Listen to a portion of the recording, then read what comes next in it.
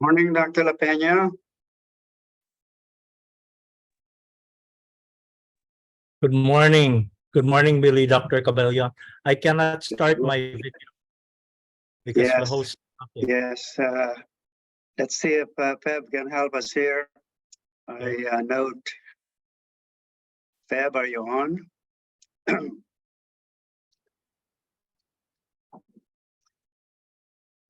Good morning, Dr. Arcadio, sir. I see you are. Good morning. Can you hear me? All right. Yes, good All morning. right. Yes, sir. We sure can. Yeah. And I see Dr. De Guzman, Dean Guanzon. He was able to come in. See, there are 41 participants. Let me see. Yeah.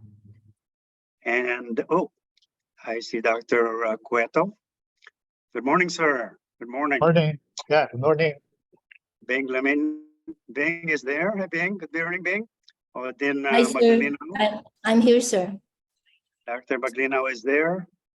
Okay. Good morning. Thank you. Morning. Good morning, everybody. Well, we're going to not be too uptight here, I hope, with the permission of my co-moderator, and he will begin soon.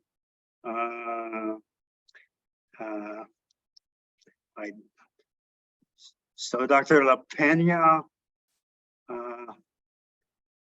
at your pleasure, sir. Yes, sir. We need to start our video, so Oh, the video, yeah, I can't. allowing us to start. Kev has to get the video on. Yep. I also cannot start my video. Yep.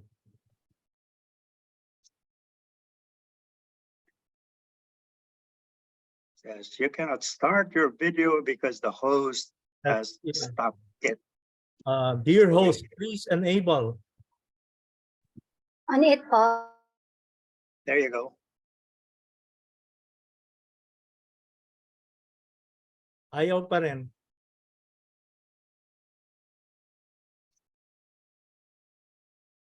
Okay. Oh, excellent. Okay. So can all the panelists and presenters please try their videos before we open the meeting? We just want to make sure that you can all say hello when we introduce you. You can wave. Yes, we can see you. Dr. La Peña, there's a note. You cannot start your video because the host has stopped it. I cannot start my video too. Okay, it's now okay. Thank you. Please enable. Parang, Good morning, Dean Chong. Good morning. Good morning. good morning, Dean. I see our Dean. Morning. Morning, sir. Oh, an all-star cast we have this morning or this evening in Florida. Good morning. Thank you. Okay. Handa na po ba lahat? Has everyone tested their videos? My video is not working. This is Dr. Mila. Admin, please enable Dr. Mila. Rosalinda. Dr. Tandinco also. So there. There you are. Okay. So everybody. Okay, Bing, we see Bing. Dr. Okay. Mila, Dean I Mila. see myself. Okay. Good morning po, doctors, deans. Thank you for being here. Are we ready to start, Feb? Yes, Dr. La Peña will start. Yes. Then Okay. it probably can extend up to about 12 noon if the conversation becomes very interesting. Let's see. Okay. So good morning in Manila. Good evening in Orlando. And welcome to Research Expertise Cluster 11's special plenary session on reimagining Philippine medical education. I am the session moderator, Joey La Peña, and my co-moderator is Billy Cabellon.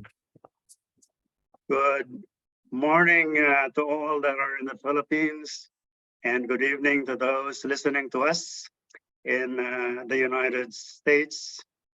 It's a special pleasure for me to co-host this webinar, if I may say so. My colleague here, Dr. La Peña, did not introduce herself. He is the chair, he is the editor, a accomplished academician, and he is the editor of the Philippine Journal of Otolaryngology. And I am Silverio Cabellion Jr. I chair the research committee of UPMASA. UPMASA has seen fit to be a partner and a sponsor of this program, because my organization of UPMASA has seen fit because it is such a great opportunity to be able to talk about reimagining medical education in the Philippines and probably even Asia or the world. So, sir, your turn. Dr. La Peña. Yeah, so we are broadcasting live on Facebook. In addition to this online webinar, which deans, faculty, and students of all 62 medical schools in the Philippines have been invited to attend. Dr. Cabellion? Yes, we have. We will introduce all our keynote speaker, our panelists, and our reactants at the same time. So I will first introduce my chancellor when I was already here in the United States, Chancellor Arcadio, Dean of the School of the UP College of Medicine. Well, I just saw him last December, and I had him speak also at the opening of the new auditorium at UPMASA. But he chairs the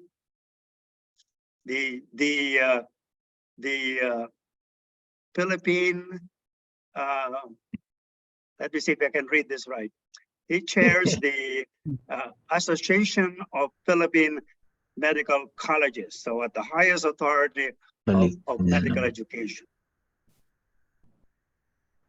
Next.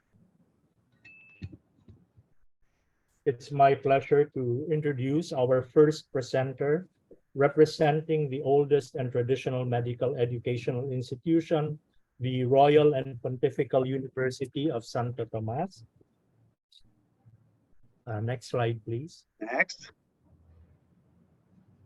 Dean Odette Domingo-Maglinao is Associate Professor and Dean of the Faculty of Medicine and Surgery of UST and Vice President of the Association of Philippine Medical Colleges. She is Technical Evaluator for the Doctor of Medicine program of CHED, or the Commission on Higher Education, as well as Chief of the Section of Neurosurgery of the UST Hospital and Head of Stereotactic Radiosurgery Unit of the Benavides Cancer Institute of the UST Hospital. She's also past president and first female president of the Academy of Filipino Neurosurgeons Incorporated. Next. Well, I've said this before. UPMASA is sponsoring this special plenary session on reimagining medical education. Yeah, We'll proceed through the slides. Next slide, please. Yes. There. So the second panelist is Dr. Rosalinda Elena Mila. Let me introduce her very personally. She was a visiting professor of the UP College of Medicine when I chaired the postgraduate education committee of the University of the Philippines. And at that time, Dr. Mila introduced to us blended learning. I now learn that she is the founding dean of the Manila Times College of Medicine, apparently experimenting with new methods of education. So we will learn a lot from Dr. Dean Mila. Next. It is my pleasure to present our third presenter, who will also share an alternative stepladder community-based model of the UP School of Health Sciences in Palo, Leyte, Baler, Aurora, Coronadal, South Cotabato, and most recently Tarlac. Dr. Filedito Tandinco is a Professor 8 and Dean of the School of Health Sciences, and he notably worked with the Department of Health Regional Office 8 as medical officer, with the municipality of Talalora in Samar as municipal health officer, and with the Eastern Visayas Medical Center as a resident physician in pediatrics.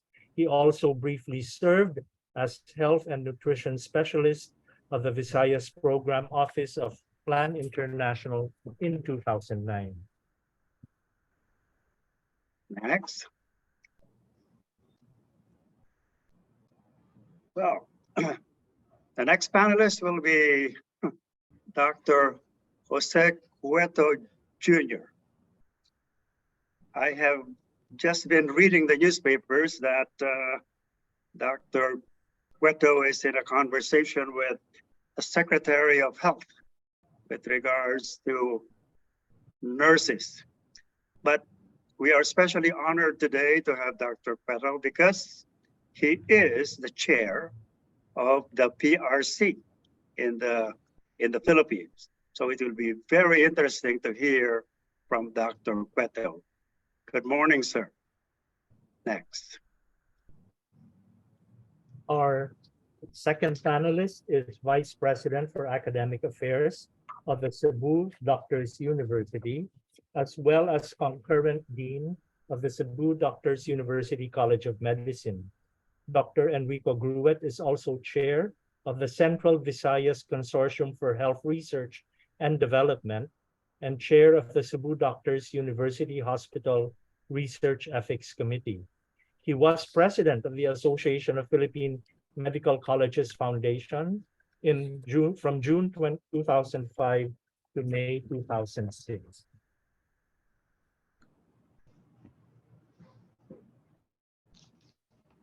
The next panelist will be Dr. Guan Song. Let me again also mention something very personal with Dr. Guan Song. I stumbled on the Mariano Marcos University, and I learned that the dean was Dr. Guan Song, who also graduated from the UP College of Medicine. But last year, I knew that one of the top medical student that had the highest score came from the Mariano Marcos State University. And then lately I learned that he has retired, but he has begun the newest medical school in the Philippines, which is also, I believe, a branch or a new medical school in Agoo-La Union. So, sir, it's a pleasure to see you tonight.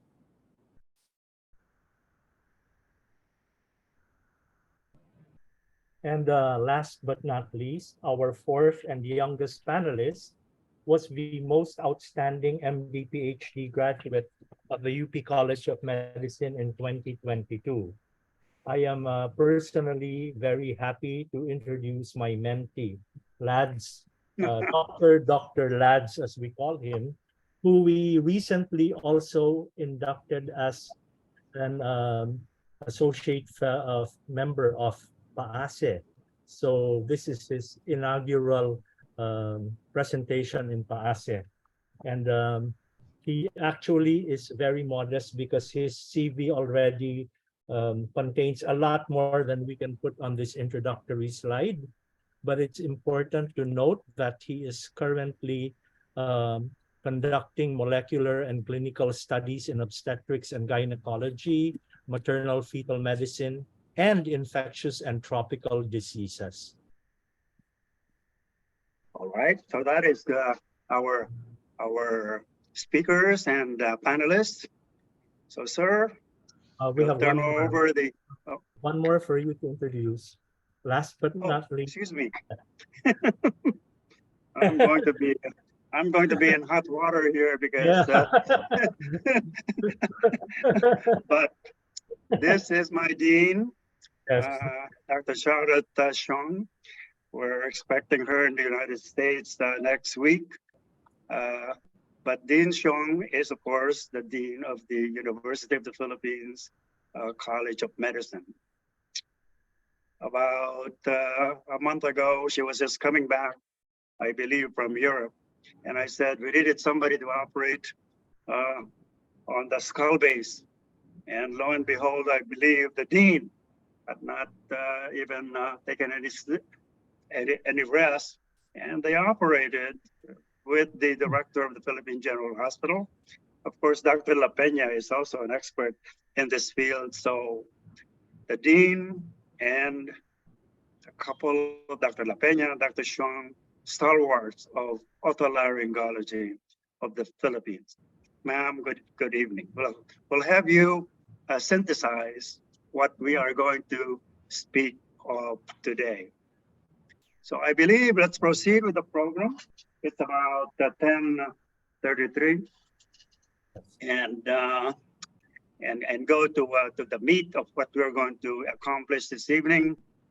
The keynote speech will be given by no other than the Chancellor President Ramon Arcadio. Sir, the floor is yours.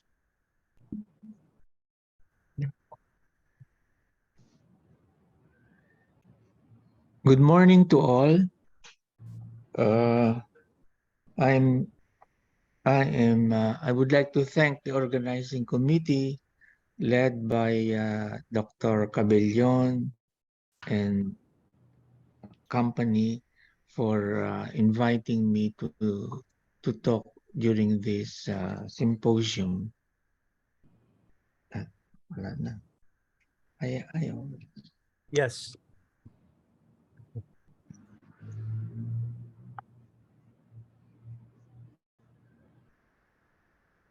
The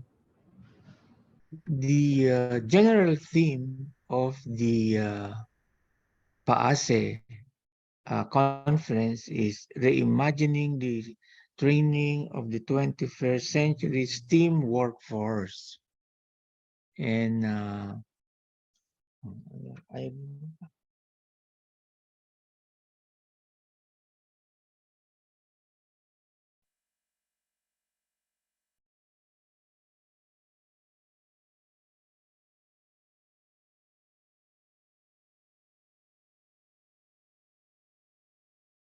STEAM means science, the workforce of science, technology, engineering, arts, mathematics, and medicine. So this annual meeting, this 1 week annual meeting, will tackle about 6 workforce members. And the other important word here is reimagining. To me, it means reforms, transformation, conversion, restructuring, revisions, and this can very well be summarized as innovative change. And the particular topic assigned to me is an overview of the Philippine medical education reimagined. So we'll start with 3 opening statements. Medical schools are expected to produce graduates that will serve society. When a medical school is Makita, nasan ba yung Zoom ko? when the medical school is given a permit to operate, automatically the school has a contract with society, even a psychological or an actual contract with society, and their graduates should serve the society. Medical schools are challenged to operate to the global call for transformative learning and address real population health problems. Medical graduates should be real agents of social reforms. The other uh, uh, word or phrase that I would like to introduce a uh, is a healthy dissatisfaction. So, in order to initiate changes or reforms, the organizers or the uh, the medical school leaders and the agencies participating in the medical education should have a healthy dissatisfaction with their program or project to initiate change. So here in this slide, you can see the 6 uh, institutions that participate in the medicine program, the Department of Health, which is in charge of health system and services, the medical schools, of course, is in charge of the curriculum, the training hospitals and agencies in the communities provide experience in patient care. And then the Commission on Higher Education, CHED, is in charge of policies, standards, and guidelines, especially for newly opened schools and the monitoring standards. The professional regulation, PRC, for as far as the Doctor of Medicine program, provides the licensure as well as other professions needing licensure. And then the Philippine Accrediting Association of Schools, Colleges, and Universities, or the PAASE, is into quality assurance through accreditation.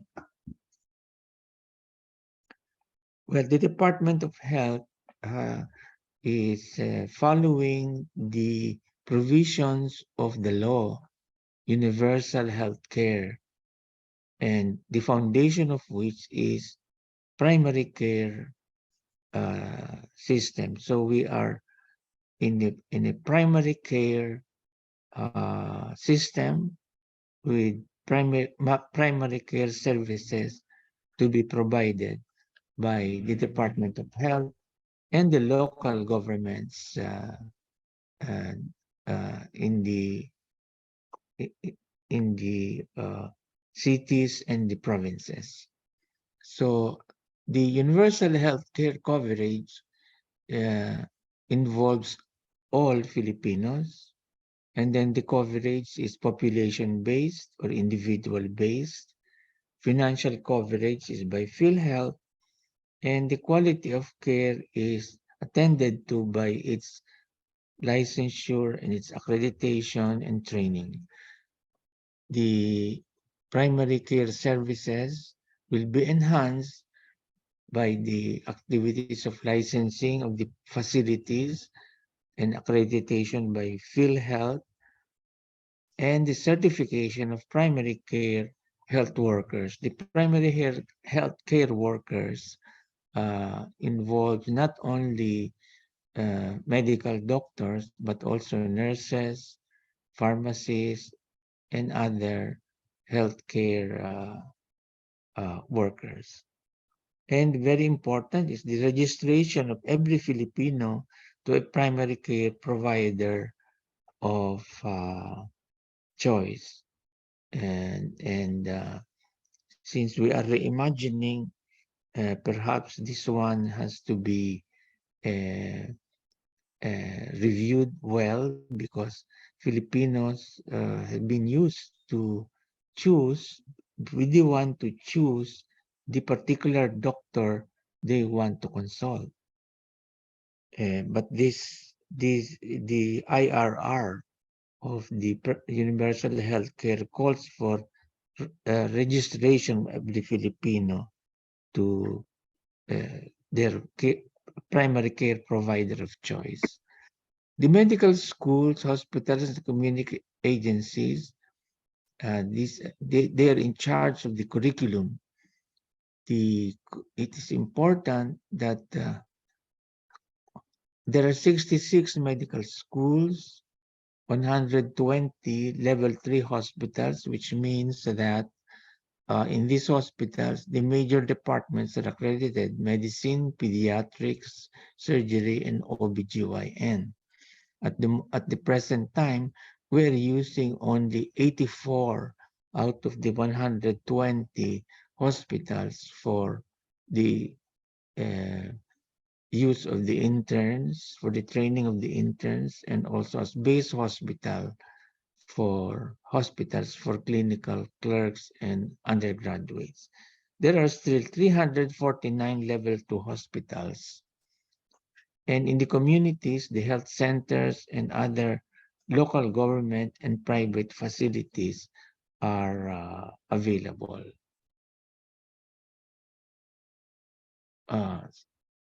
Academic freedom is guaranteed in the law creating the CHED. And Section 13 says in so many words, nothing in the Act limits academic freedom of colleges and universities except for minimum unit requirements, general education requirements, and specific professional subjects involved in licensure. So the academic freedom is ensured for medical schools. The problem of who to teach, what to teach, and how is a problem of the medical school and not the CHED, not the Commission on Higher Education. It's not PRC except for the licensure subjects, but it's the medical school. And no academic restriction shall be made upon private educational institutions which are not required for chartered state colleges and universities. So the medical curriculum a long time ago, for a long time, was traditional, and it's the Flexnerian model, which was discipline-based. And thanks to the academic freedom, the medical schools were able to develop various types of curricula according to the capability and interest of the faculty. However, even if their curricula are varied, the unifying thing is their use of the learning outcomes, which was developed by CHED in consultation with the medical community. So we have competency-based, integrated, problem-based, community-based, discipline-based with innovative strategies. And most schools can be classified as a eclectic curriculum or the hybrid because they have selected a particular type of curriculum, but they use the best of other types of curricula. So if there is one word that will describe medical curriculum in the Philippines, it is the word eclectic or hybrid.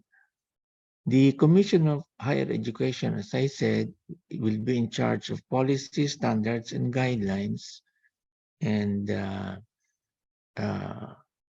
CHED, we see that CHED is becoming less regulatory by having centers of excellence, centers of development, and autonomous schools, because that there will be some administrative and curricular freedom when you are a center of excellence, development, or an autonomy, or an autonomous schools. Then we added here the accelerated medical program is being developed, and we will hear some programs in the next with the next few speakers. However, I think the role of the CHED is just to give the general guidelines for the accelerated medical program, which is what we call the 7-year curriculum, shortened medical curriculum, because if the CHED will declare a standard program that will be like going back to the Flexnerian curriculum, which is almost standardized. So, but in the spirit of academic freedom, the 7-year curriculum of the targeted pilot schools should be given the freedom to develop their own instructional design and curricula. Policy standards and guidelines are the responsibility of CHED, especially for new schools, minimum requirements for new schools, and also minimum requirements for their monitoring activities. And they were able to develop CHED in a consultation with the medical community. They were able to develop 10 learning outcomes, no? Clinical competence, communication, leadership and management, research, interprofessional teams, system-based approach, personal and professional development, ethics and professional legal standards, and then nationalism and internationalism. And then is the practice of the principles of social accountability. And for this discussion, we just pick up the social accountability thing. It is the obligation of medical schools to direct their education, research, and service activities towards the people's health needs in the community or region they have a mandate to serve. So social accountability is not only the responsibility of a family or community medicine department. It should involve the planning and development in their education activities, in the medical schools research and service. So social accountability should permeate the function of the school. No? Relevance, and there are 4 values. No? Relevance, that means attendance to priority health needs. Quality, offer the best design in education, research, and service. Equity, available to all. And cost effectiveness, the best at a reasonable cost. There, another slide which shows that it should involve education, research, and service in its planning and implementing functions. Just to focus on the marginalized community, the urban marginalized groups, if the medical school is located in a city or urban areas, the beggars, homeless, scavengers, street children, slum dwellers are usually the forgotten groups. In the rural marginalized groups, we have the landless peasants, the seasonal workers, the indigenous cultural minorities, and the subsistence farmers and fisher folk. And the third category are the social category, women and children, the elderly of poor households, the handicapped, victims of abuse and violence, and prostituted adolescents, women, and men. So we need firm and well-developed health care programs for these marginalized categories.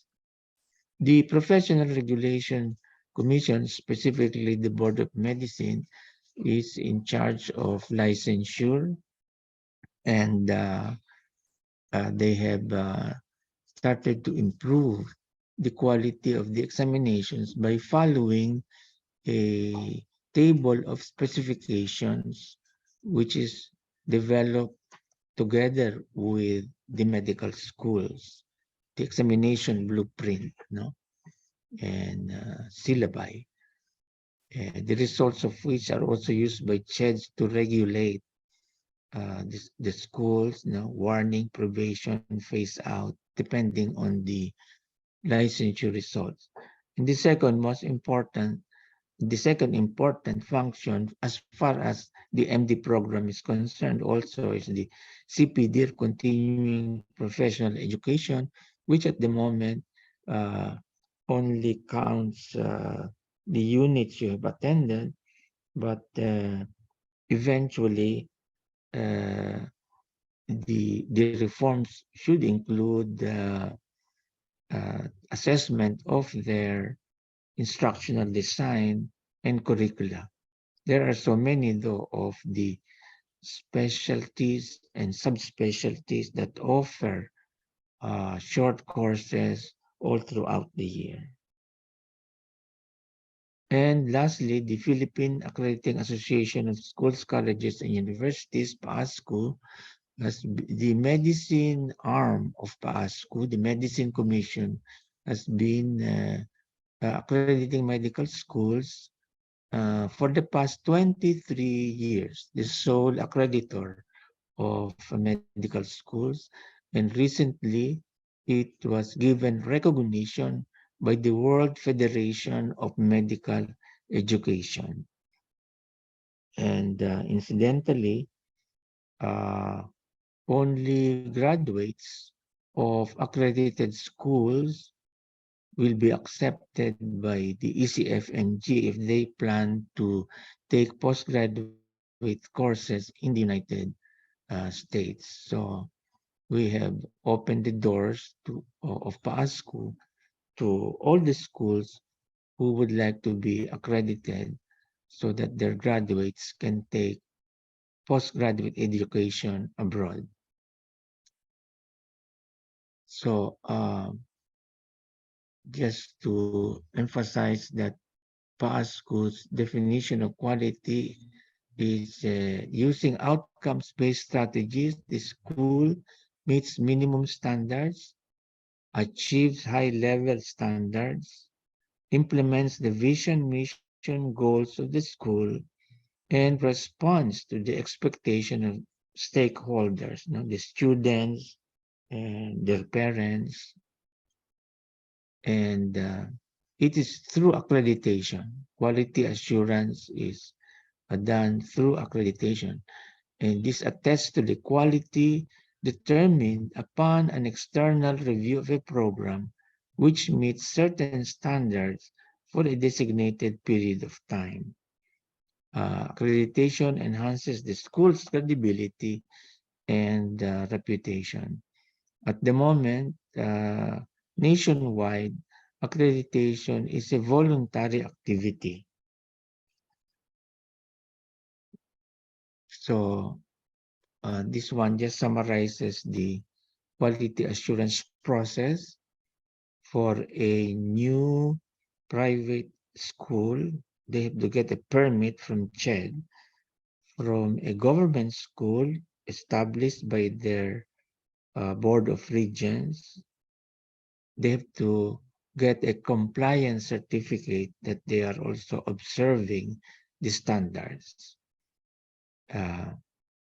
Before the first batch graduates, they're given the final recognition by CHED. And before they go for PAASE accreditation, they are monitored regularly by CHED PRC team or the TPME, Technical Panel for Medical Education. Then accreditation, as soon as they have 2 batches of graduates, then they are eligible for the accreditation process by PAASE. And of course, licensure is given by the Board of Medicine. So the national PAASE standards that's being used, these standards are aligned with CHED, APMC, the regional agencies, AQAN, the Asian University Network, Asian Quality Assurance Network, and the global agencies led by the World Federation of Medical Education, which have recommended standards for the MD program, also for the postgraduate program, and the continuing professional education programs. In particular, PAASE's instrument has been revised from the prescriptive type of assessment to principles-based standards. If you will examine the new instrument, there are 8 areas and 23 sub-areas, and therefore 23 statement of standards, and it is now by a narrative type of assessment on how they achieve the statement of standards in the particular areas, which is guided by 23 criteria also. So these are the areas of the accreditation instrument: leadership and governance, quality assurance, resource management, teaching learning, student services, external relations, research, and results. So in closing, may I quote from the from Antonio Cardinal Tagle. Sana sa inyong paglalayag, makita ko lang kayo, sasabihin na nila, salamat, nakakita na kami ng mapagkakatiwalaan, hindi sukat ng dangal at katapatan ang maraming alam lamang. He stated this in a graduation speech of one of the universities. So he said, we wish that when you visit the communities, especially the marginalized population, people will say, we are glad that we met social servants and social reformers that we can truly trust, because knowledge is not the only measure of honor, sincerity, or integrity. Thank you very much.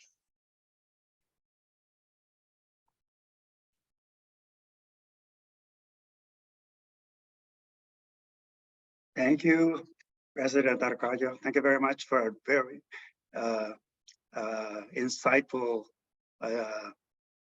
keynote presentation. We will try to on time. We will probably ask for another 15 minutes, but we are now going to the session on overviews of sample medical institutions, followed by our panelists. Then we will go to the question and answer period. So Dr. La Peña, I think Dr. Maglinao is next, correct? Yes, yes. Dr. Maglinao, Dean Odette, thank Yeah, you. thank you.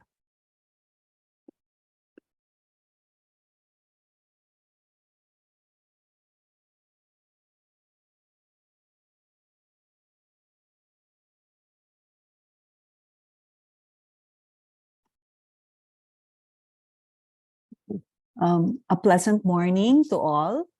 I would like to thank the organizers of this conference for the invitation and the opportunity to speak in this symposium. Actually, this is my first time to join this scholarly group. On the left wing of the St. Martin de Porres building is a Latin dictum that reminds medical students then until now of their overarching moral as physicians. Translated, it reads, honor the physician. Through the hallowed halls of the oldest medical school, which opened its doors on May 28, 1871, and for a long time, the only institution of medical learning in the country, walked the many men and women, more than 40,000 of them to date, who made an impact on the lives and health of countless people serving areas near and far. Imbued with the attitudes of competence, commitment, and compassion, the Faculty of Medicine and Surgery of the University of Santo Tomas has produced numerous healthcare professionals, including our famous alumnus, Dr. Jose Rizal, many leaders, many servants of national and international prominence, and even Tamachan doctors in areas like the Marawi siege in Cameroon, in the East Timor, and other areas where they have missionary missions. An attestation that we have done something right and good are the latest recognitions from the Senate and the House of Representatives, commending and acknowledging the Faculty of Medicine and Surgery's significant and contribution to the development of medical and healthcare educational institutions in the country. University of Santo Tomas is 412-year-old royal and pontifical university in Asia. We enjoy our autonomous status. We are AUNQA certified Center of Excellence in Medicine, and our Doctor of Medicine program received the 5-star QS rating, and we are PRC's consistent top performing schools with numerous top-notchers, and we also offer other programs aside from medicine. And to date, we are the biggest, we produce the biggest number of licensed physicians in the country every year. The 4-year medical program is designed to provide students with a holistic education, equipping them with the knowledge, skills, and attitude required to become competent, compassionate, and committed physicians at par with global standards. The curriculum of the UST Faculty of Medicine and Surgery utilizes the outcomes-based education approach since 2015 as mandated by the Commission on Higher Education. And our program learning outcomes aim to foster critical thinking, clinical reasoning, self-directed learning, research skills, professional development, and of course, service orientation. And the goals are anchored on the seal of Thomasian education, which includes the following: being a servant leader, effective communicator and collaborator, analytical and creative thinker, and of course, a lifelong learner. Our discipline-based, student-centered curriculum is structured in 3 major phases, each building upon the previous one to ensure a progressive and integrated learning experience. Multidisciplinary integration is an important feature of all the phases. So we have the basic phase, focus on the foundational sciences. So we have anatomy, where we still do cadaver dissection, biochemistry, physiology, neurosciences, and others. We also provide foundation for the clinical phase on our 2nd year, like Med 1, Pediatrics 1, Obstetrics 1, and of course, Surgery 1 as well. And for the clinical phase in the year 3, our students would apply their theoretical knowledge gained in the 1st and 2nd year and apply it to patient care, develop clinical decision-making skills, and enhance communication with patients and healthcare teams. Now, on their fourth and final year, which is the clerkship, we have a 12-month rotation through the various clinical specialties, hospital setting, outpatient clinics, and of course, our numerous community healthcare centers and partners, and the international electives. Our international clerkship electives are opportunities for our students to experience medical education in other parts of the world with our more than 100 partner institutions around the globe. We invest actually in educational media technology way back in 2003, and the rapid e-learning training programs were instituted since then. And these retooled our educational workforce and even before the pandemic. And this allowed us to navigate the online mode of instruction posed by the pandemic. Our e-learning specialists conducted pedagogy-driven and technology-driven training workshops, and the UST Cloud Campus became a cornerstone. From Blackboard, we now transition to Canvas.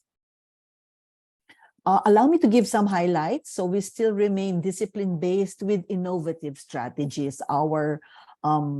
We are full blast in the implementation of outcomes-based education from year 1 to year 4. We conduct mandatory, regular, intensive pedagogy and technology-driven faculty workshops. We take pride with the dynamic synergy of our Department of Medical Education and the Curriculum Committee, and we keep our course plans aligned with the Sustainable Development Goals. We implement a variety of innovative teaching learning strategies and assessments as well, and of course, our enhanced and strengthened multidisciplinary integration. We are actually the first in Asia to integrate ultrasound in the medical curriculum in 2012, and we believe that ultrasound will be the stethoscope of the future, and we are moving now from point of care to primary care using ultrasound. Now, our faculty recruitment, training, and professionalization are actually anchored on a needs-based platform. We are also increasing our number of international faculty. Continuous capacity building for technology in medicine, teaching pedagogy, medical bioethics, point of care ultrasound, and of course, simulation in medical education. And of course, we would always enhance our community rotations with our partner communities.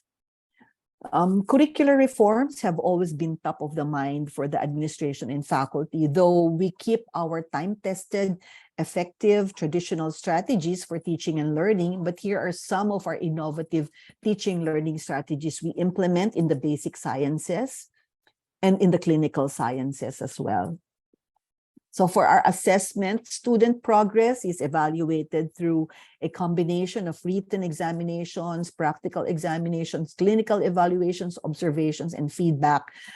Assessments are designed to measure knowledge acquisition, the competence, critical thinking abilities, and of course, professionalism.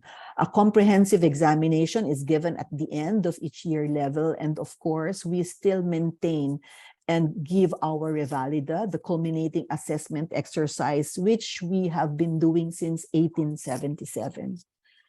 Research generation has remained the fundamental metric underpinning the performance of medical schools.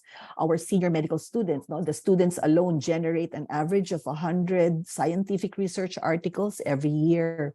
And of course, the designs of our different researches have been adapted to the exigencies of the time. So we use scoping reviews, systematic reviews, and meta-analysis, translation and validation studies of research instruments, and of course, qualitative studies also that may be amenable to focus group discussions and the like. So we have a scholarly publication of the USC Faculty of Medicine and Surgery as it brings light to the generation of promising young Tomasian researchers who have been blessed with the voice to be heard and the venue to be read. Now, charting our directions, of course, everybody knows, digital transformation transformation already seen in medical education has progressed rapidly. We move towards harmonization and integration of the physical and digital tools and methods for the sake of a more flexible and consequential learning. This is imperative.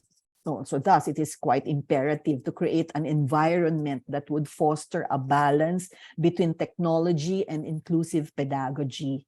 Next is telehealth, telemedicine. It is actually regarded as one of the greatest innovations of the 21st century.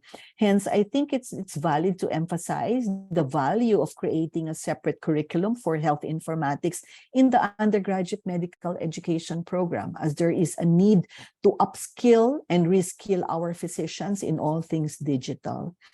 Simulation is a dynamic, robust, and foundational strategy for current and future challenges in medical education, training, and research. It is somehow aligned with paradigms and support the use of experiential learning.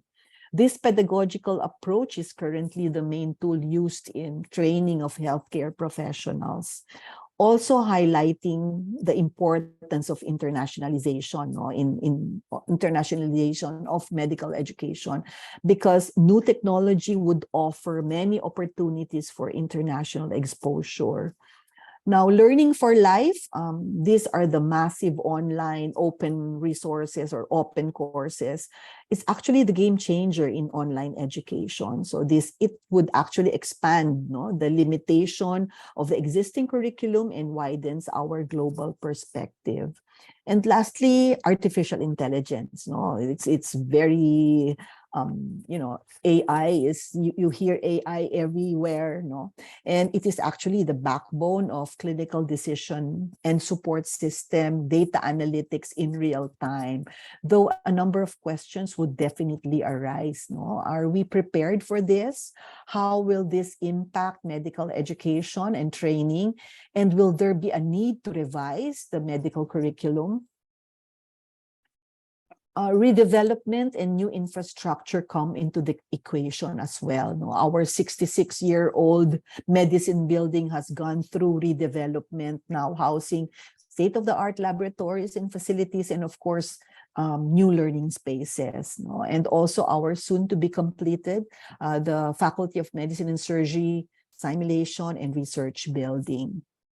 So in summary, the 4-year medical program of the USC Faculty of Medicine and Surgery is a rigorous integrated curriculum that prepares learners for a successful medical career by combining theoretical knowledge, clinical skills, professionalism, and hands-on experiences. The program aims to produce well-rounded physicians who can excel in patient care and service, research, leadership roles within the field, and of course, achieving the seal of Thomasian education. Education at the UST Faculty of Medicine and Surgery, given its rich history and record at the core, remains dynamic and responsive to changes and challenges. It will continue to stay as a resilient and adaptive pillar of Thomasian medical education for generations to come. So thank you for your kind attention. Thank you very much, Dean Thank Odette. you. Thank you. Thank you, Dean. Salamat po. Galing. I'll Okay. call on Dean Bing, Mila.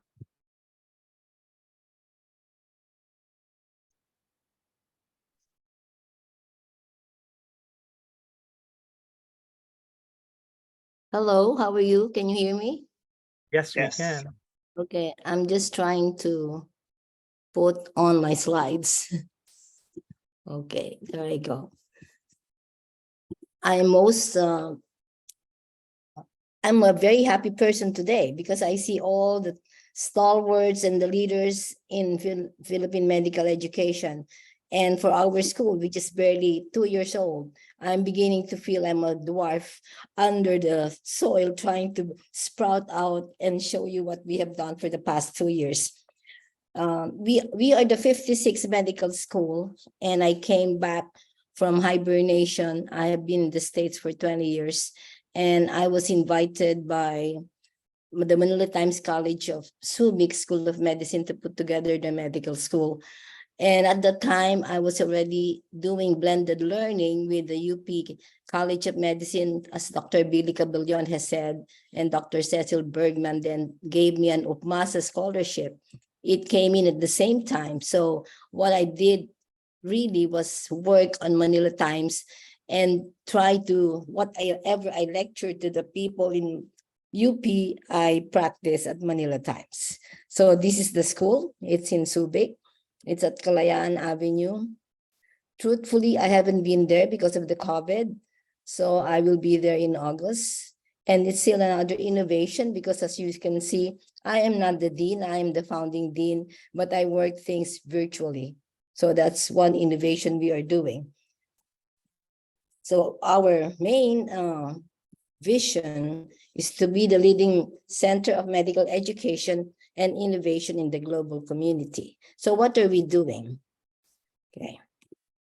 What we are doing right now is the so-called blended learning. So what is blended learning? As you can see, blended learning is a combination of brick and mortar at the same time, given at a scheduled time on a classroom technology and using mobile technology. It is in between it is what you call the pedagogy between online and face-to-face. So how do we determine and how do we do it? It was not the pandemic that pushed us to do this. Even before the pandemic, this was already the pedagogy we were going to adapt. So what we were planning to do, we were able to implement because of the pandemic. So what is blended or hybrid type of course? It is a 30 to 79% course that is blended in online and face-to-face course. Substantial proportion of the course is delivered online, typically using online discussions and some face-to-face meetings. So how were we able to do it? We were able to do it synchronously and asynchronously. Synchronously, real-time with the live instructor. Tools are instant messaging, application sharing and polling, and the learners attend the course at the specific time. Asynchronous can be self-paced. Tools use our forums, blogs, and webcasts, and the learners attend the course at their convenience. So we have the Zoom. Everybody's very familiar with the Zoom. And Moodle, which stands for Modular Object-Oriented Dynamic Learning Environment. So this is a Zoom of our faculty, just to show you how the faculty is. By the way, this is the wife of our Dr. La Peña, who's over there, his pretty wife, who's also helping us with the curriculum. And this is our Moodle, the Manila Times College of Subic e-learning. We only use Moodle. I tried using, we could not afford Blackboard or Canvas or Desire to Learn, even though they were all available because we're a small school and we had very little money to come in to subsidize everything. But the good thing is that what we do is we have a blended learning design tool where we design a blended learning activity online and face-to-face guided by our learning outcomes. And our learning outcomes are selected. The outcomes are associated under the different learning domains of psychomotor, cognitive knowledge, affective attitudes, according to Bloom's taxonomy. Now, this is one of our face-to-face classes. They were doing BLS, ACLS training. This is our immersion curriculum. First year, they already go to the community and they served there for 2 weeks. And in the second year, they served there for 4 weeks. And we also have, during the COVID time, they were still able to go to the community. So when you say there is virtual learning for basic sciences, for some, for most lectures, they're face-to-face, they don't do their clinical skills. So what are the strengths of having this kind of pedagogy? Virtual component enabled the faculty members to further understand students' needs in learning through close and constant interaction with them. There is the flexibility of the virtual component. There is a use of variety of teaching and evaluation tools. That's one of the strengths. The weakness is lack of training courses for students and faculty. Most of my faculty who were my faculty, my teachers before, were all complaining about what we were doing and they had to be retaught. But they had no choice, but they were able to learn. And I would tell you that my oldest faculty is 82 years old, is able to Zoom her way smoothly to the course. There is weak support and troubleshooting services because the university or the College of Subic does not have. We were the only ones doing blended learning. Of course, the low internet speed and frequent disconnections. This is number one problem. So hopefully we will be like other countries where internet is available even in the rural areas. And of course, the deficiency of skilled human resources for support.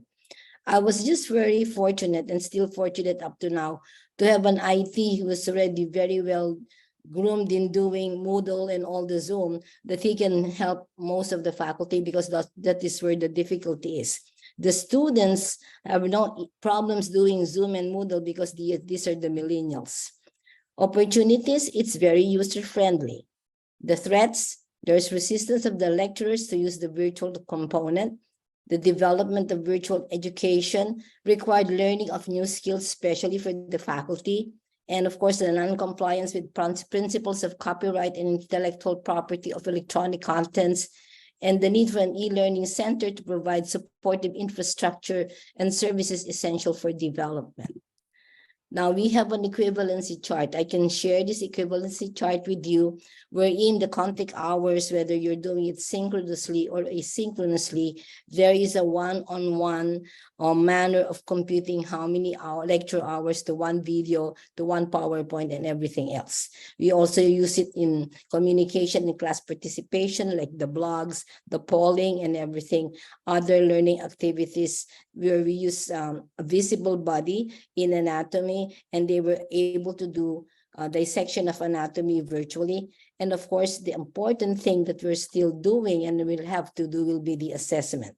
The issue is now we are only going on the third year on August 2023. So we are a very young school, but we're trying to do everything in order to inject innovations in technology together with traditional teaching methods.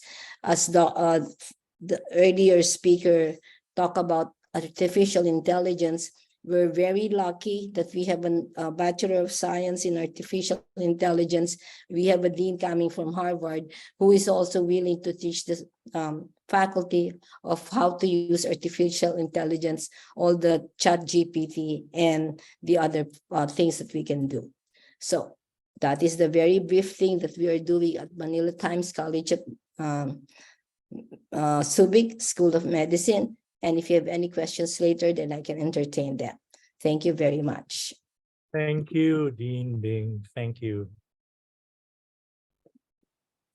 Our last but not least presenter, and I don't know where he actually is coming from today, whether from Coronadal or Palo or Baler or Tarlac, Dean Tandinco of the School of Health Sciences.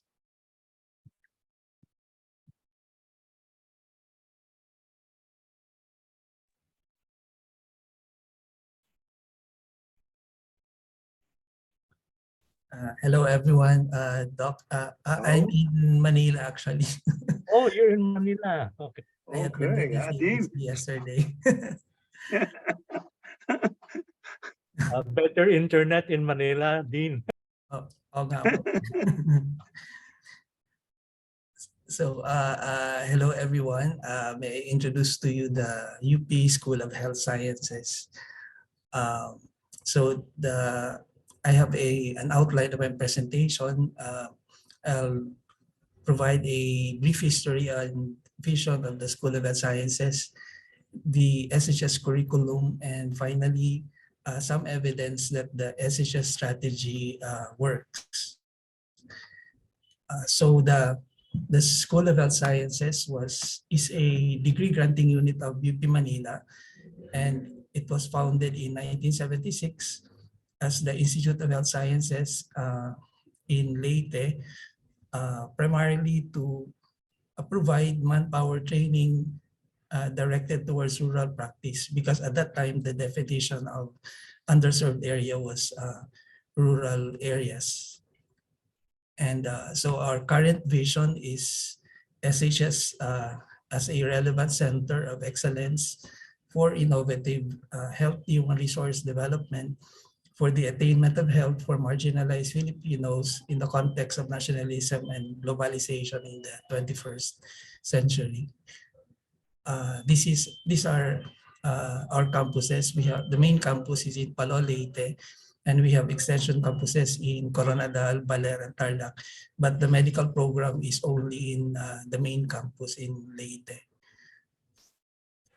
So what are the unique features of the School of Health Sciences? Primarily, we have a ladder type curriculum that is comprised of the diploma in midwifery, which is the entry level, and then followed by the Bachelor of Science in Nursing, and then the terminal level is the Doctor of Medicine, which is 5 years. So it is an innovative, competency-based and community-based curriculum that integrates the training of the midwife, the nurse, and doctor into a single, sequential, and continuous program. Of course, not everybody who start in the diploma in midwifery eventually complete Doctor of Medicine. So out of 10 who enter the diploma in midwifery, about 3 will move forward with and complete the BS nursing degree, and about 1 of the 10 will complete the Doctor of Medicine degree. The beauty of the ladder is that one can exit at any point in the ladder and be a viable health professional. Like one can exit as a midwife or a professional nurse or a professional licensed physician, and the exit and re-entry into the ladder is determined primarily by community need.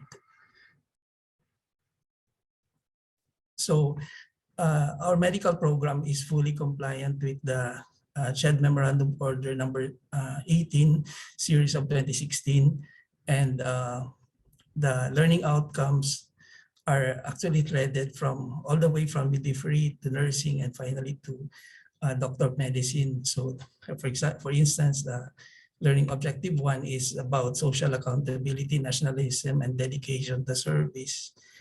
And learning outcome 2 is about clinical competence. It is threaded all the from midwifery, nursing, and medicine, although of course with increasing complexity. So with the other learning outcomes. As well as in terms of the reference community for our community practicum, there's also an escalation from from midwifery. They are usually assigned to a village or a barangay, as well as in the midwifery service leave. In nursing, they are assigned to catchments, and in medicine, they are assigned to an entire municipality. So aside from the ladder type curriculum, we also have other unique features like the service leave, where the students, after their didactics, they are allowed to return to their sending communities, and for about 6 months they stay there, and the goal is to integrate the instructional content and processes that they learn in school into a unified and understandable whole in the community. Likewise, our curriculum is what we can say community engaged, because the local government units are involved from recruitment to the studies of the student. They provide support, and then of course the employment, because they sign a return service agreement that they will facilitate the employment of the graduate as soon as the graduate obtains his or her professional license. And we also have a democratized admission, where admission to the school is not based on academic performance, but basically on the socioeconomic characteristics of the scholar and the community of origin. So we are the only UP unit that does not require passing of UPCAT score. We don't require our entry-level students to have an UPCAT. And we have a qualitative grading system consisting only of past and NP or needs tutorial instead of the numerical grades. And we have a return service requirement of 2 years return service for every year of training or scholarship in the university. So finally, may I present to you some evidence that the SHS strategy works. So this is we'd like to define the quality of our graduates in terms of them staying in the country and practicing in underserved areas. So this table shows us the distribution of our graduates, medical graduates, in terms of the region of origin, as well as in the region of current employment. So it is based on this table, you can say that the overwhelming majority of our graduates are actually employed in their regions of origin. In some areas, there's a net gain or net loss of 1 or 2 graduates, but maybe it's just because some people have found love somewhere else. they get employed in other regions, but basically the vast majority of our graduates return and serve in their communities, sending communities.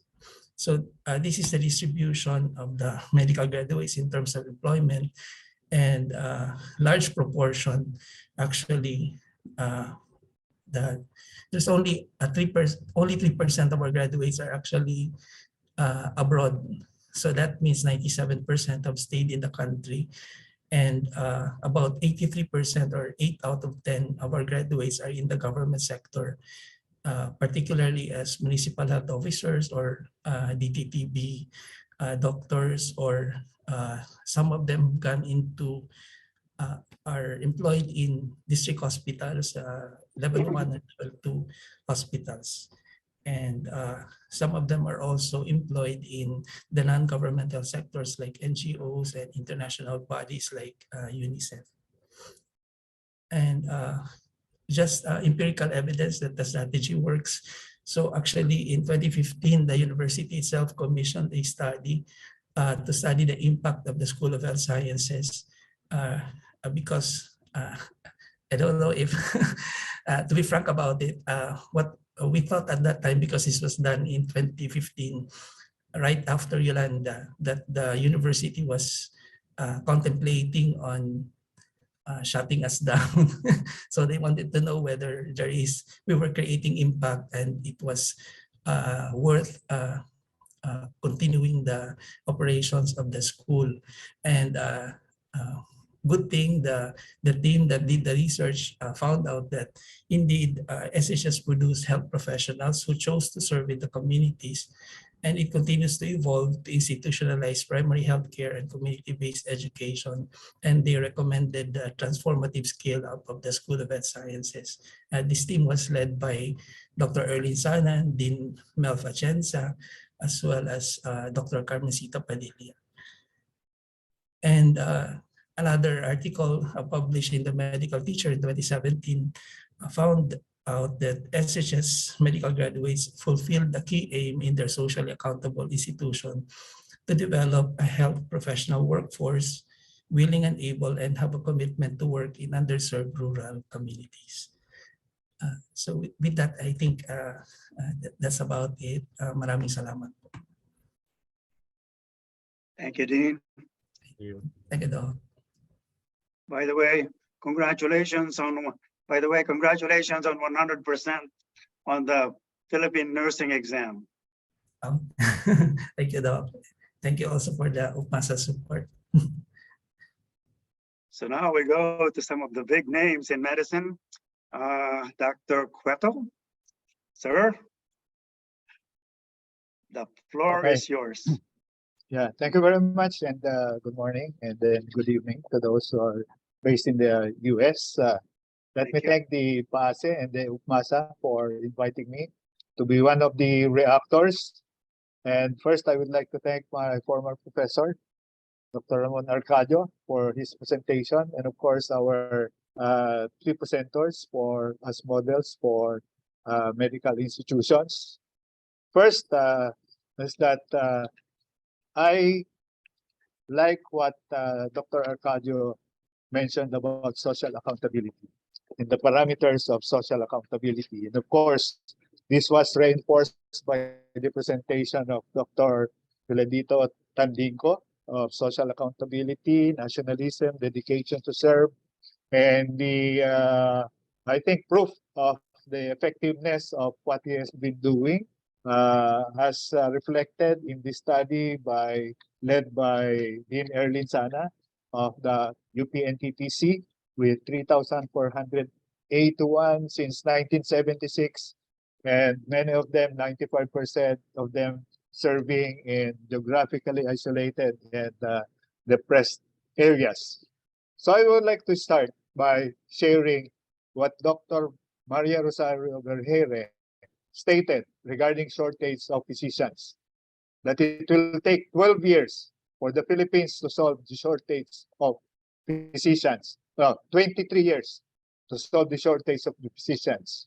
Given that every year the PRC only produces about 4,300 to 4,800 per year. And this is based on the total demand of 189,548 for physicians. And there are only about 96,000 who have been renewing their PRC IDs, but many of them are not actually in healthcare. Many of them are in administration, research, and other positions. So I remember that 23 years to fill the gap, and there is proof because from September 2018 to March 2023, we were only able to produce 24,155 in 5 years. And if you look at the lower level, undergraduate level, you may not be aware of it, but this came from the Commission on Higher Education. For academic year 2013 to 2014, there were 17,989 enrollees. Only 4,542 finished the course in 2016 and 2017, with an attrition rate of 75%. The more recent ones, those who entered the colleges of medicine in 2017 and 2018 numbered 31,433. Out of these 31,000, only 4,269 graduated, with the attrition rate of even higher, 86.42%, meaning completion rate was only 13.58%. So what a waste of resources, what a waste of time, because they pay tuition, but only 13.5% finished their medical course. And let me go to shortage of physicians, going to the admission criteria. I heard what Dr. Tandinco mentioned, that for the SHS in Leyte, they do not have UPCAT requirements, and they don't really focus on the traditional academic excellence like high weighted average, high-end math. And again, I don't know if this will be part of the transformation, like changing the ranking to commitment to serve the country rather than academic performance as the highest. And to reinforce what Dr. Arcadio mentioned, I would like to see a shift from voluntary to mandatory external accreditation, starting with medical schools. Because now we have 66 medical schools, but from the performance of these medical schools in the graduates of these medical schools in the physician licensure examinations, there are poorly performing medical schools way below the national passing average. I don't know what interventions or what assistance can be given to these poorly performing medical schools, but we need to improve the performance. So this is a call for the Association of Philippine Medical Colleges, the CHED, the Board of Medicine, and maybe the PAASE on what they can offer to these poorly performing medical schools. We have a presentation on the accelerated medical course of 7 years. But mind you, because of the introduction of the K-12, the Philippines has now the longest duration, number of years it takes to become a physician. A total of 21 years. 12 years K-12, 4 years bachelor's degree, and 5 years MD. 21 years compared to 17 to 18 years for other Asian countries, because graduates of senior high are the ones entering the College of Medicine, whereas we have retained the Bachelor of Science degree. As far as the geographically isolated and depressed areas, Congressman Paul Daza came to the PRC to discuss the problems in Samar, that many people still die with it without being seen and treated by a physician. And I heard the presentation of Dr. Tandinco. Leyte and Samar are near each other. So he was asking me, Congressman Daza was asking me, what are the possible alternative pathways, academic-based, experience-based pathways for entry into the medical profession? I'm still doing research on that, but hopefully I will be able to give him an answer. And I would like the help of Dr. Filedito Tandinco for him to provide me some of this data. And the last, I think, is have been mentioned already by Dr. Maglinao from UST, Dr. Mila, my classmate from Times, and then Dr. Tandinco about technology, about simulation, and hopefully we will be able to really complement our traditional curricula, because our PSG still allows traditional curricula, building block system, but we have excellent medical schools. I have to commend them for maintaining excellence all of these years, and we are very proud of them.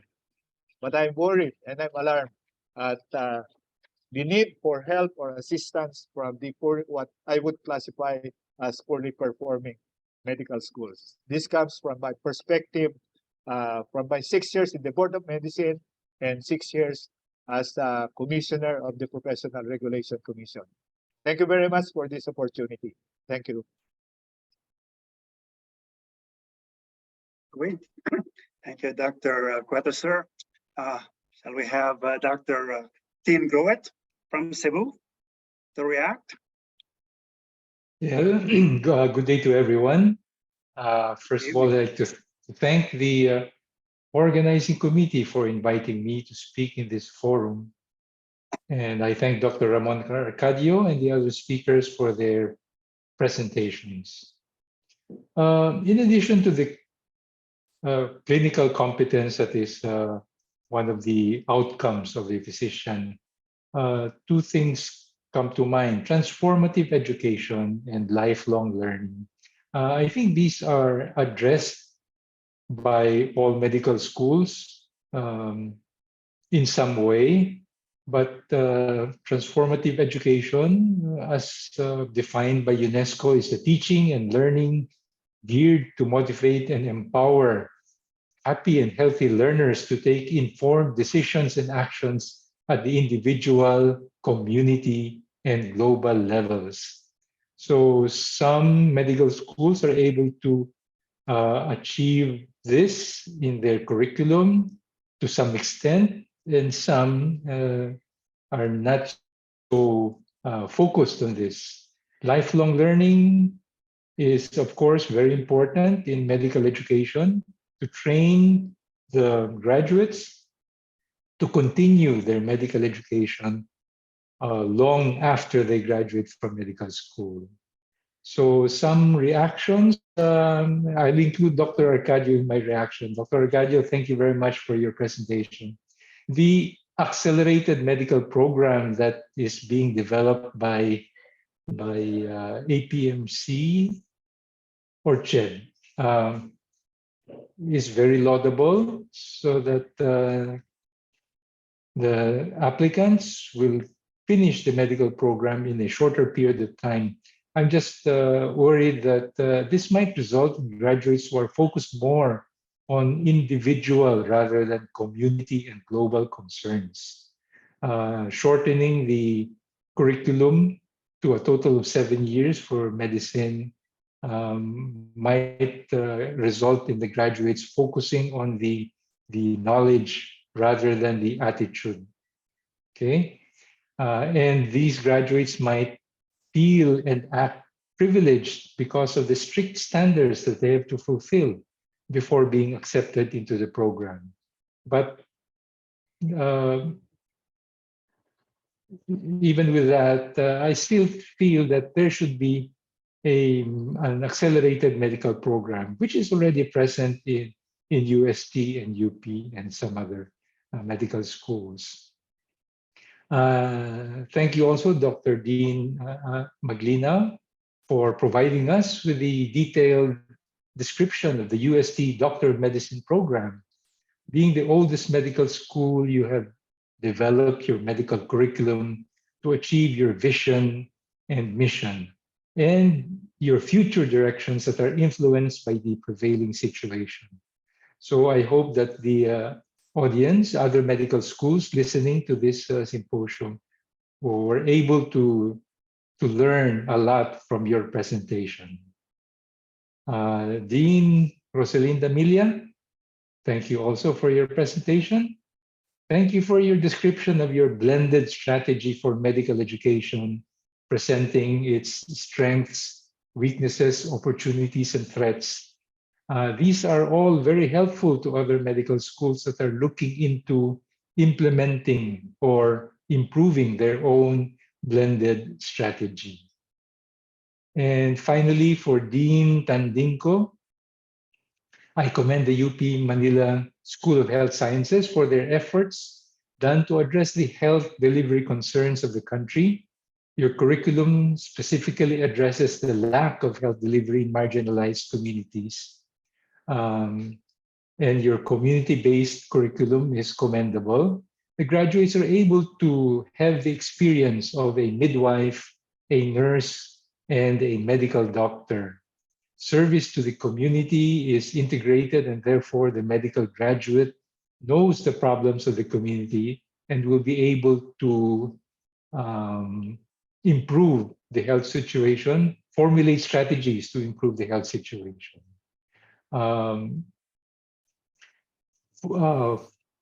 Emphasizing the socio-economic characteristics of the applicant rather than the academic qualities is a major factor in acceptance of the program. So I think that is a major factor in the result that your graduates stay in the country and not go abroad. So thank you for presenting the evidence as published in journals that the curriculum, your curriculum, is successful. So thank you very much. I know that we are, I think, about 5 minutes over time, but I know that President Santo Domingo, Vice President Gladys Completo, and UPMASA and Dr. La Peña, we will continue up to whatever, 12:15, 12:30, so we can hear. This is the first opportunity to really get together and know what everybody is thinking. So don't hurry up. Please, Dr. Guanzon is next. Sir, kayo ang susunod. Hi, thank you, Dr. Billy, for inviting me, and Dr. Joey and the rest of the panel. The speakers were very impressive. That's why I admire these universities.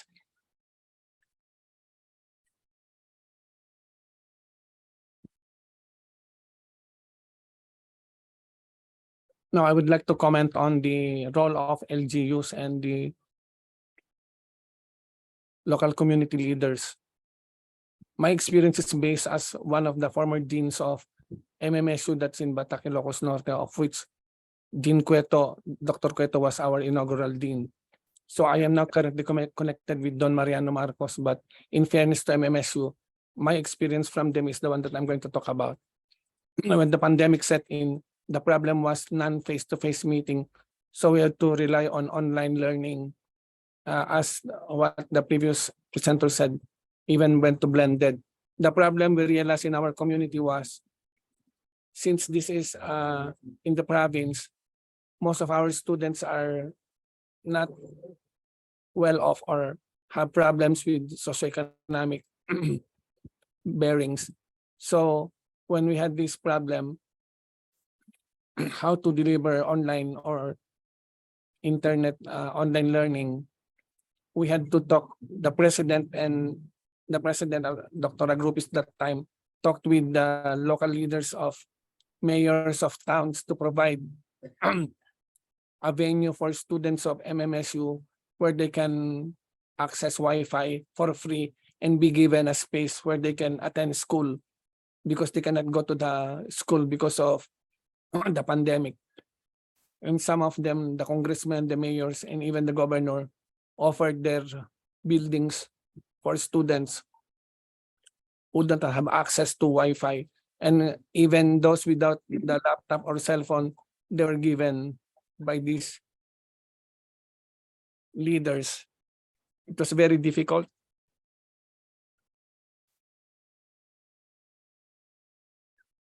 How to sustain learning.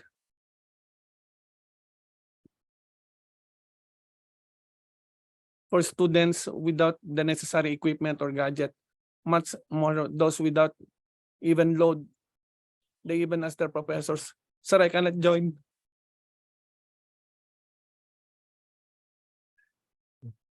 And we realized the value of friendship with our local leaders when they offered to shoulder the expenses for the students coming from their town or even from other towns. So with that learning, the faculty had to even retool ourselves, because not everybody in the faculty was also equipped with how to handle online learning. So we had to retool ourselves. The ICT of the school decided to conduct training workshop for how to use online learning using technology, using the university device its own MVLE program, because not everybody can use the Zoom. So we had to relearn. A lot of our faculty, even the senior ones, had to use technology.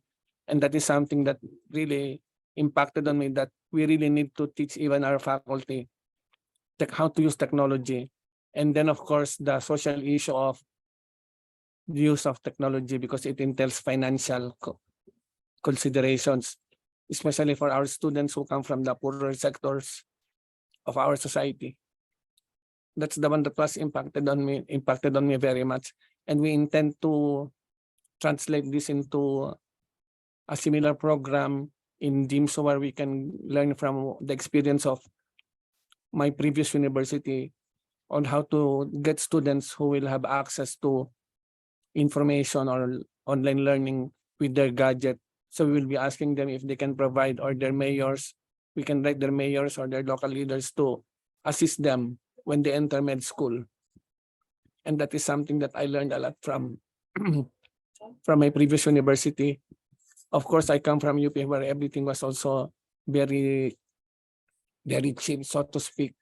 We did not pay so much for our tuition. And similarly, in MMSU and in DIMSO as well, we have cheaper matriculation fees.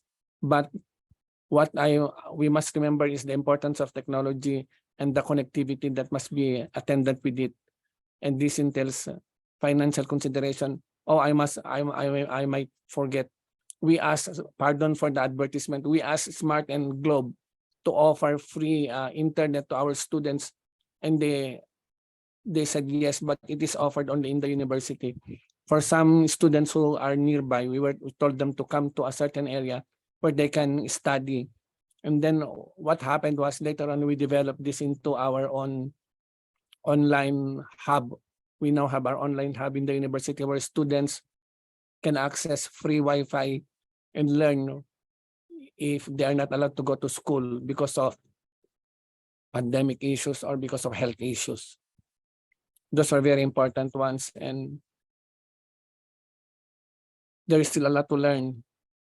The artificial intelligence, augmented reality that we were also talking about then, and even the use of simulation centers. We now have a simulation center in MMSU, and it was funded, I think, by CHED.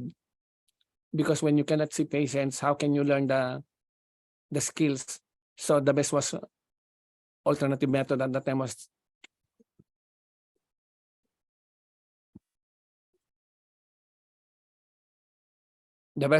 was a mannequin or a simulation. That's why that is very important for universities to or schools to consider when they offer medicine, because not all the time you will have a face-to-face meeting. And most of the time, physical diagnosis is usually taught second, third, and fourth year when they go to the clinic. So they must learn the skill earlier. If there is no actual patient, we can do simulation. And I think that's the one that I learned a lot from, that we have to be ready. And even the cadavers, they are not easy to procure nowadays. Kukunti na nata namamatay na nadadala sa mga centers where we can ask or procure. So we have now this switch to plastinized cadaver. Hopefully it can do function as well. And I must say, I think we did well because we even produced some top 10 in the university despite these skills inadequacy. But during their clerkship and internship, where pandemic was already over, they were able to overcome this. I'm just sharing my experience, and I hope that we can learn from them. And I learned a lot from the presentation as well. And thank you, Dr. Joey La Peña. I'm really sorry, I am Scott. I have not organized my presentation. I'm just reacting at random to what was presented. And what else pa ba? I think that's the only one that I saw in our. The good thing also is there are now a lot of schools offering medicine. Did you realize, guys, that even in far centers like Norte, we have applicants from as far as Mindanao. And when I asked the applicant from Mindanao, sabi niya, sir, there is a school of medicine in the North. I would like to experience a different culture. And I think I will have the same educational training when I get it here in Mindanao. Pero I'd like to see the different part of my country. Kaya daw siya nag-apply. So I think that's an issue you have to consider.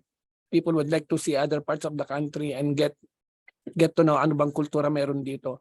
That's one of the answers of one of our applicants before in first year. Bakit ka nag-apply? May university kayo doon. Sir, gusto ko ma-experience ang Ilocano culture dito. Kasi I just read them. I'd like to see for myself how really it is, so I know what I'm really talking about. And besides, I feel that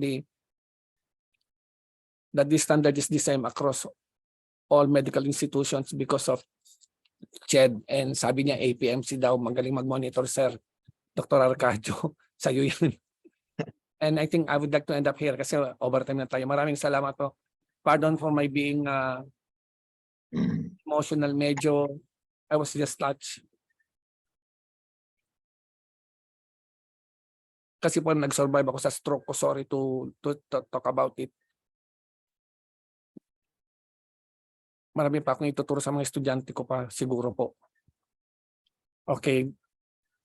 Good day and good night sa inyo pong lahat. Thank you very much for inviting me here. Pardon for the affective component po.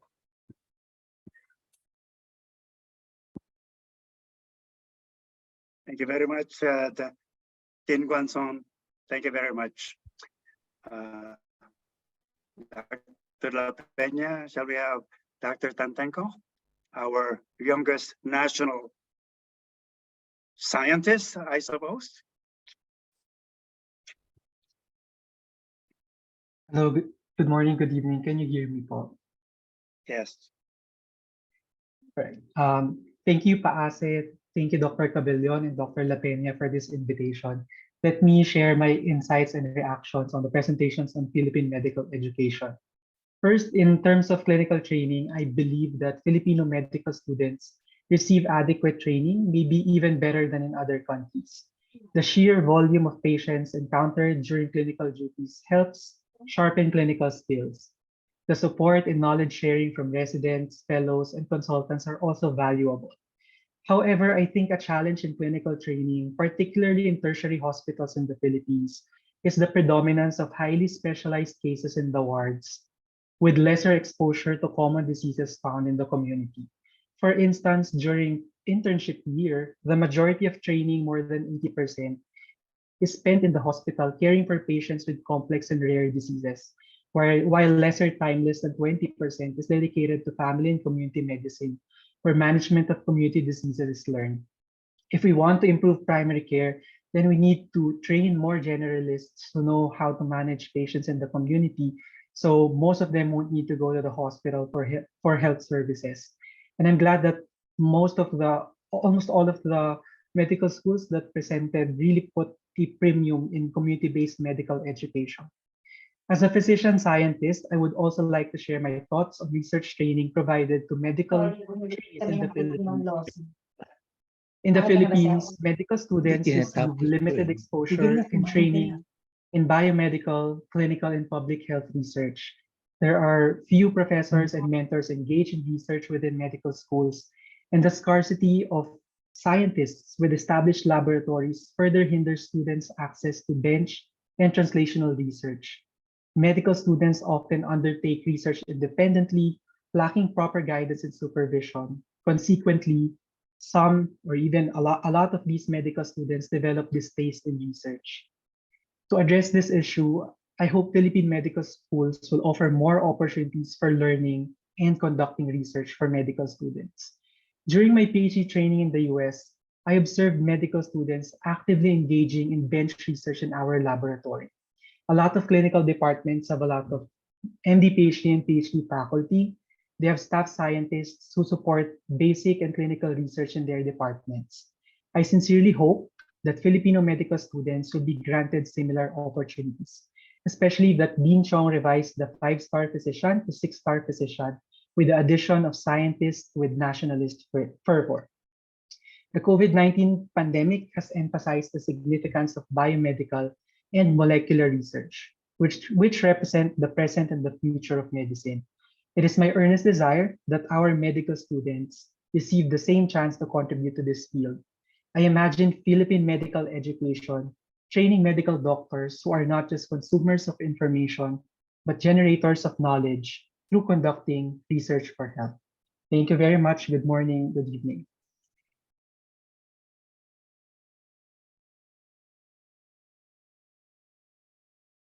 Gallery photo because Dean Gruet has to leave.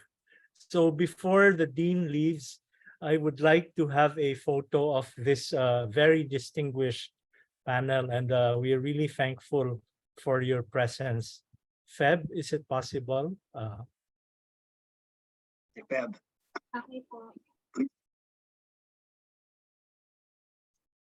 Dr. Guanson, Rick? 1, 2, 3, 9. Another one. 1, 2, 3, 9. Akin na po. Thank you. Thank you. Thank you. Thank you, everyone. I know we're over time here, but probably is there a burning question from the audience that one would like to ask? There was a question in the Q&A which was answered by Dr. La Peña on how do we actually, let me rephrase the question, how do we emphasize primary education when most of our medical schools, medical students train in the hospitals? So is there an imbalance here with regards to what we actually accomplish with our medical schools and what our medical schools are actually doing? I guess I'll pose this to the lead, Dr. Arcadio, sir. What do you think? Oh, you're unmuted. Unmute. Unmute.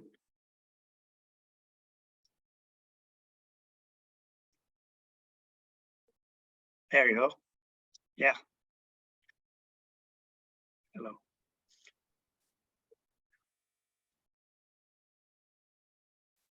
Oh, wala. Nawala.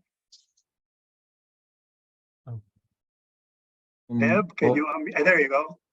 There it goes. Oh,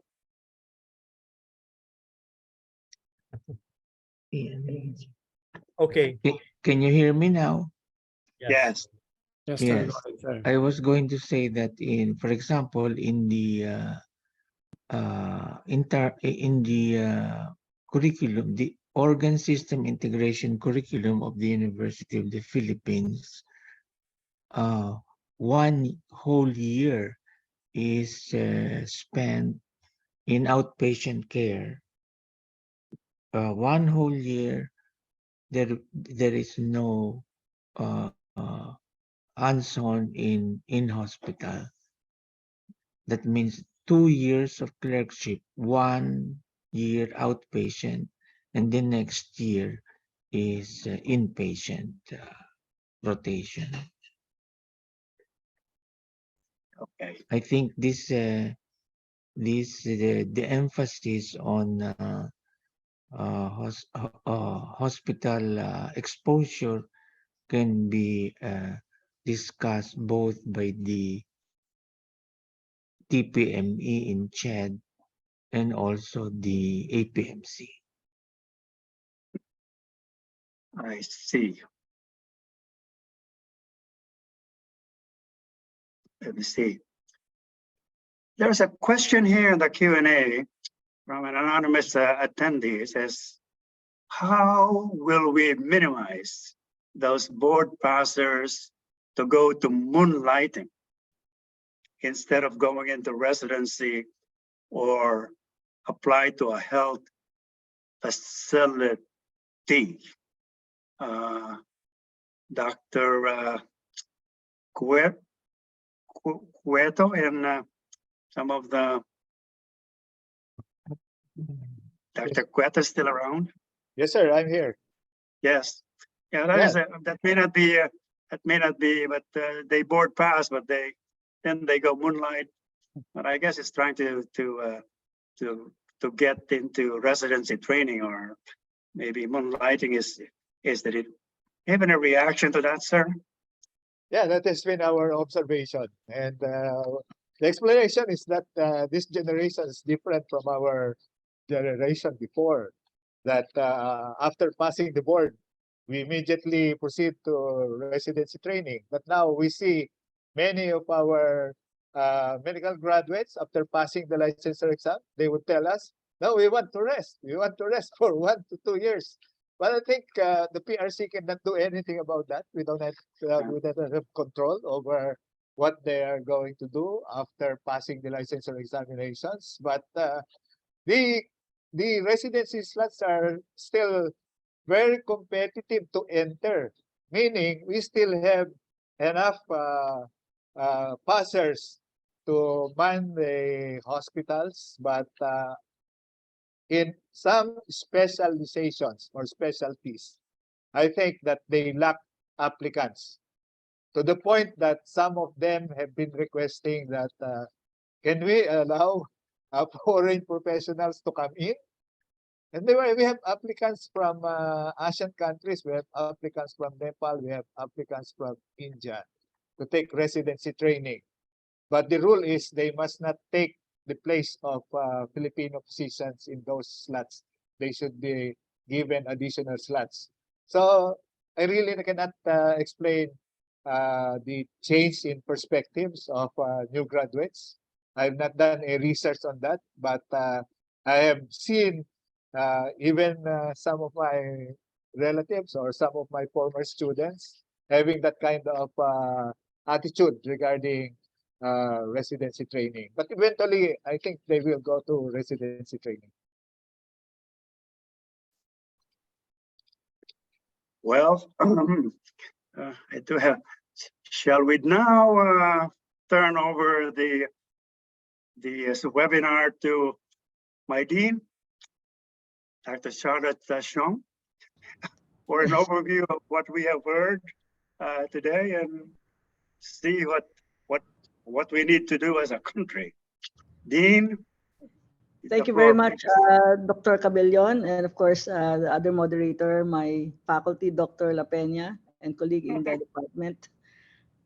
This morning's webinar has really been a very meaningful for me, even as a dean of the UP College of Medicine. And I'm sure our participants in the webinar will agree with me that when we heard all of our speakers today, we cannot but help to be thankful that we have such leadership in Philippine medical education, not only trying to look at the history of how medical education should be given, but actually looking to the future.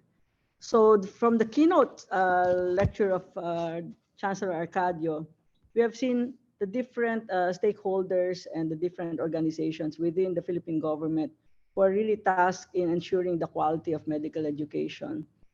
Coming from the APMC as the main proponent of an internship program for all our interns who are into the basically post-graduate internship program.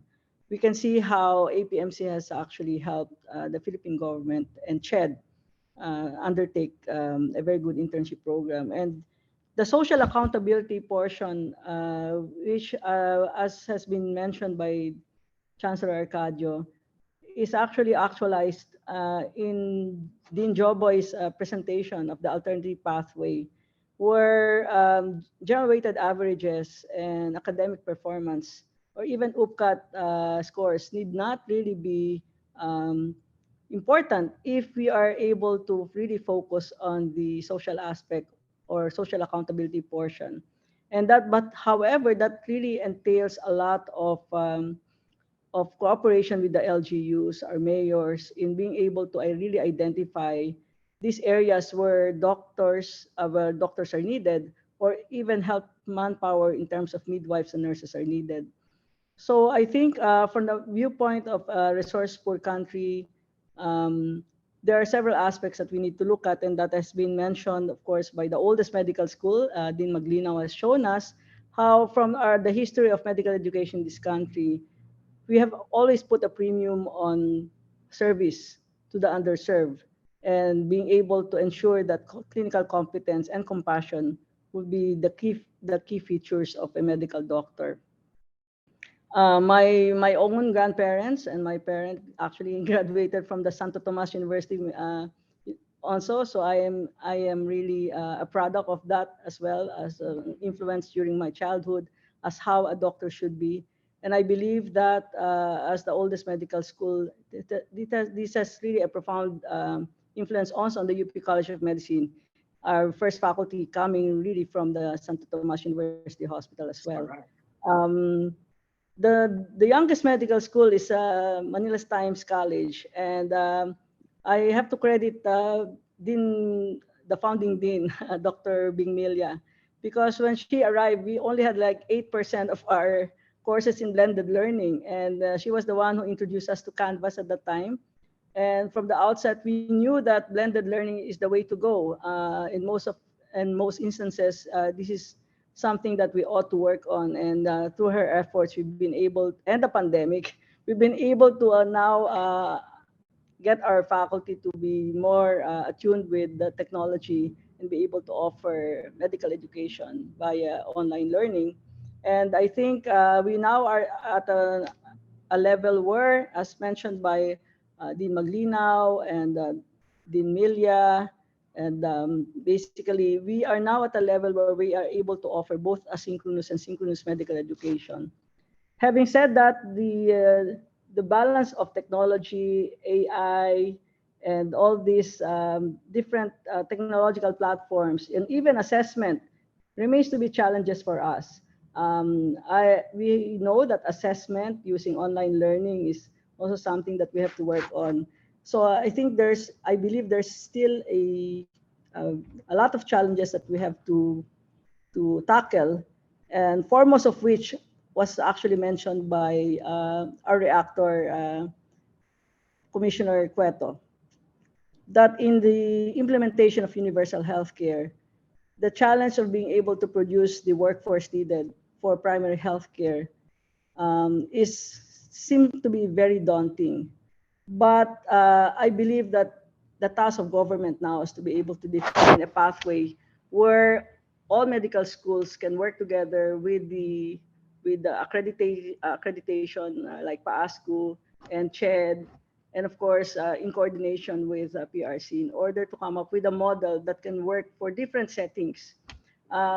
When you hear Lads Tandinco talk about biomedical research and the six-star physician that we are mentioning here, we're really saying that has to be pathway for everyone. That those who are talented enough and motivated enough can go into biomedical research, and medical schools will have to provide for that. Those who are really community oriented should really be given opportunities of more community immersion and working with the local government units. And there has to be a pathway for that. So I believe that pathways in medical education has to be provided for. And I think that's the responsibility of the medical schools. And our accrediting arms and government licensure should really look at the table of specifications and ensure that the physician licensure exam will have to take into consideration all these different educational opportunities given. Because if we are going to not include that in the exams, then we have all these non-passers in our physician licensure exams. And Dr. Cueto already mentioned this. If you have like 25,000 enrolled and perhaps graduating, only 4,500 will pass. So where are those who are non-passers going to? I think we ought to give pathways for them as well. They may be able to perform well in community settings. And in that regard, we may have to have also alternative ways of licensing them in those settings. And I think this is thinking out of the box. So whereas licensing is a product of being able to ensure quality of or competency, we know that there are settings where basically you don't need a lot to be able to give service. And I think the pathway for service is something that we ought to consider as well. So I hope that I have actually synthesized. When Dr. Guanzon was actually talking about connectivity issues, we had the same issue here at the UP College of Medicine. We did not realize that for our top-notch medical students, 30% of them actually come from very poor families. And for 3 years, the College of Medicine actually gave 50,000 of connectivity support to our about 160 or 150 students for 3 years during the pandemic. And we had to give out, I think, more than 200 plus laptops and gadgets to our students because none of them actually had the smartphones that will allow them to continue with medical education. So I believe that a collaboration between government, medical institutions, and even local communities will have to be, this is a whole of society task, that we have to produce the doctors that our country needs, but we need the help of everyone, the stakeholders, including telecommunications, government, private institutions. There's always talk about why are we educating foreigners in our country? And that is the elephant in the room. We have not even tackled that. Because if we really need doctors, how come there are institutions teaching more foreign students than local students when there's really a need to teach more Filipinos who would like to aspire to become medical doctors? So that's the elephant in the room that we have not really addressed in this webinar. But definitely that is something that we ought to discuss as well. Because if we are going to harness all our resources, we ought to make sure that internationalization and nationalism should be balanced in all medical schools, not only in state universities, not only in top-notch, but in all medical schools in the country. So I would like to thank Dr. Cabillon for including me to synthesize all this, but I believe the presentations were very clear. The presentations were excellent from all the reactions, even were very, very informative.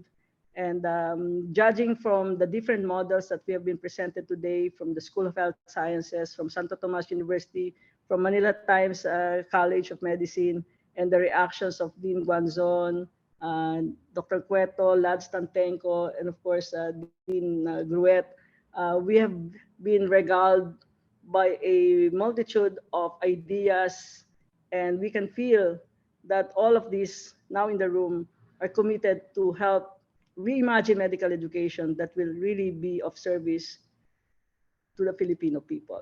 So maraming salamat po sa pagkakataong makasama kayo ngayong maga. Thank you, Dean. Thank you, Dean Chong. Thank you very much. Dean. Dr. La Peña. Yes, we will now present certificates to our distinguished speakers. Dr. Cabellion. Let me see. Well, certificate of appreciation to Dr. Ramon L. Arcadio. Sir, thank you very much.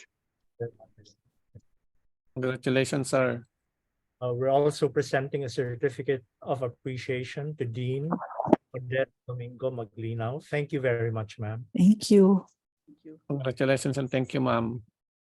A certificate of appreciation to one of my favorites, Dr. Bing Mila. Thank you, bro. Thank you very much. A certificate to Dr. Joboy Tandinco, Dean Tandinco. Thank you very much. Super. Thank you. A certificate of appreciation to somebody from the north, Dr. Jose Cueto. Ilocano yan. Thank you, sir. Name back Cueto. daw yun, sir. Okay? Naibagal daw. And to somebody from the south who's no longer with us, but we are really thankful for his joining us, Dean Gruet. Yes. Dr. Guanzon. Hi, sir. Naibagal daw yun, sir. Kastamat, sir. Naga po kay Madya Ilocos Norte at da kayo itaago a certificate of appreciation, and your presentation was very heartwarming. Just again, sir, thank you so much to my colleagues. Hi, Dean Charlotte. I miss you, my dear friend. Thank you. And last not least, to my favorite, to my mentee, Dr. Lads. Lads. Lads. Maraming salamat. Thank you po. Maraming salamat, Lads. Dr. Tandinco, I'm looking forward to you getting a residency at the OBGYN. So I'm putting the word here. Thank you. And of course, Dr. Cabellion. Yes. Of course. Joey, come muna. To our dean. Well, I tell you. Gave her a very difficult task. What else can I say? Delivered. You know, this is our dean, but Yes. boy, she works hard. She Yes. inspires, and she gave a very inspiring synopsis of everyone. I was especially touched by the presentation of Dr. Maglinao, actually, because she touched on artificial intelligence, something Yes. that we haven't looked at yet.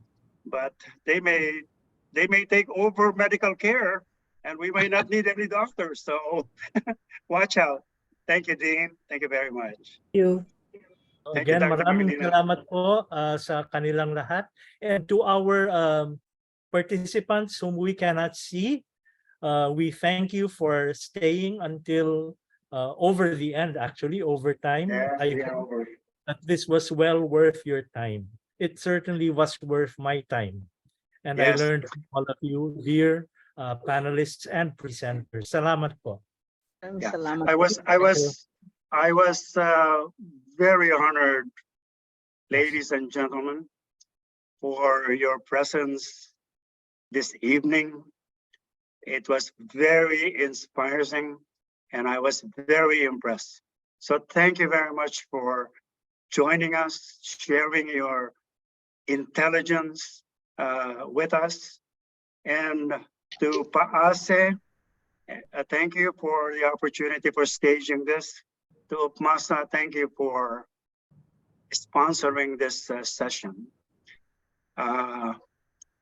It's 12:30 here in the United States. I'm still wide awake, but I do want to thank, again, very impressive. I want to thank Dr. La Peña for staging this with me. It was a pleasure to work with him. Sir, as Shakespeare says, it's hard to say goodbye. Thank Thank you you po. very much. Thank you. you. Thank you. Thank you. Thank you very much. Bye, Joey. Ah, Joke Dr. with bye. Arcadio, thank you. Thank Dean you. Charlotte, Thank you, everybody. Thank you po. Nice to meet everybody. salamat. Salamat Bye, po. Dean Charlotte. Bye-bye. Thank you po. Thank you. Thank you. Thank you Thank to you. everyone. Thank you.